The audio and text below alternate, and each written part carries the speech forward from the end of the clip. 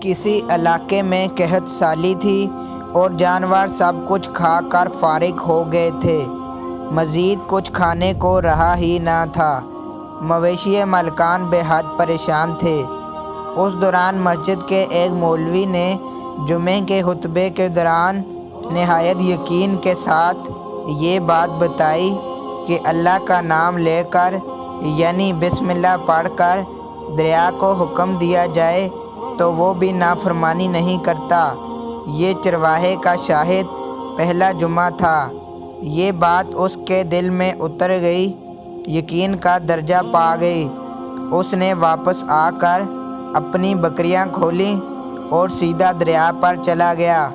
اونچی آواز سے بسم اللہ الرحمن الرحیم پڑھا اور دریا کو کہا وہ اپنی بکریاں چرانے جا رہا ہے، اپنے اوپر سے گزرنے دے۔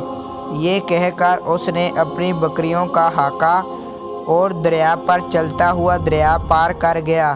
علاقہ گھاس سے بھرا پڑا تھا، درختوں کے پتے بھی سلامت تھے کیونکہ کسی کو یہاں تک آنے کی رسائی نہیں تھی۔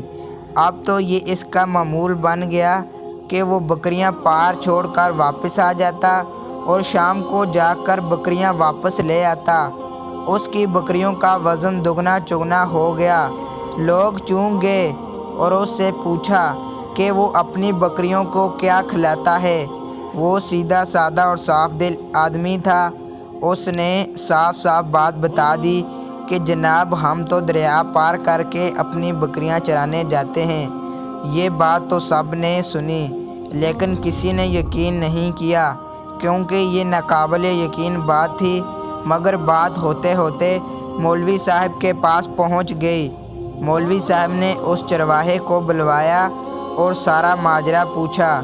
اس چرواہے نے مولوی صاحب کو ہی حوالہ بنا لیا کہ مولوی صاحب میں تو آپ کا ہی شکریہ ادا کرنے والا تھا کہ آپ نے جمعے کے خطبے میں جو نسخہ بتایا تھا کہ بسم اللہ کہہ کر دریا کو بھی حکم دو تو وہ بھی انکار نہیں کرتا۔ مولوی صاحب حیرت سے اس کے چہرے کو دیکھتے رہے۔ مولوی صاحب نے کہا کہ بھائی صاحب ایسی باتیں تو ہم ہر جمعے میں کرتے ہیں، فقط ان کا مقصد لوگوں کا ایمان بڑھانا ہوتا ہے، مگر بکریوں والا ڈٹا رہا کہ میں تو بسم اللہ کہہ کر پانی پر چلتا ہوں اور بکریوں سمیت پانی پار چلا جاتا ہوں۔ آخرکار مولوی صاحب نے خود ہی صبح یہ تجربہ کرنے کی ٹھانی اور چرواہا بھی آ گیا۔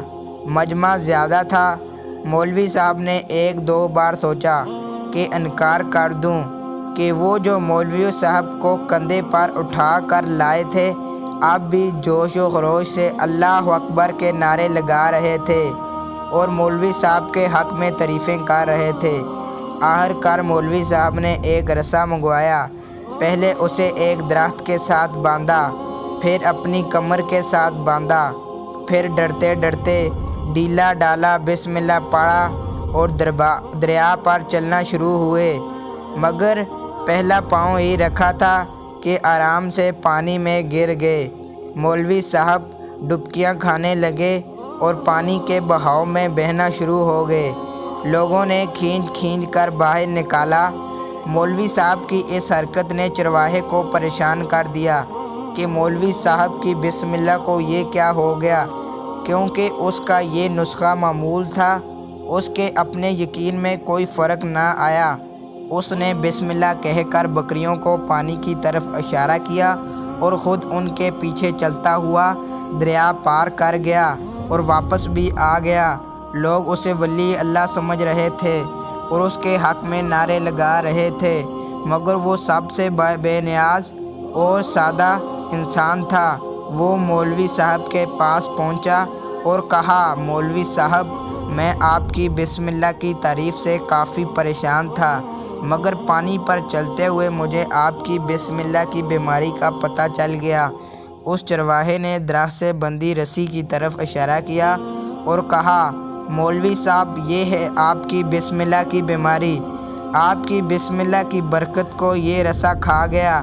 آپ کو اللہ اور بسم اللہ سے زیادہ رسے پر بھروسہ تھا، لہٰذا اللہ نے بھی آپ کو رسی کے حوالے کر دیا۔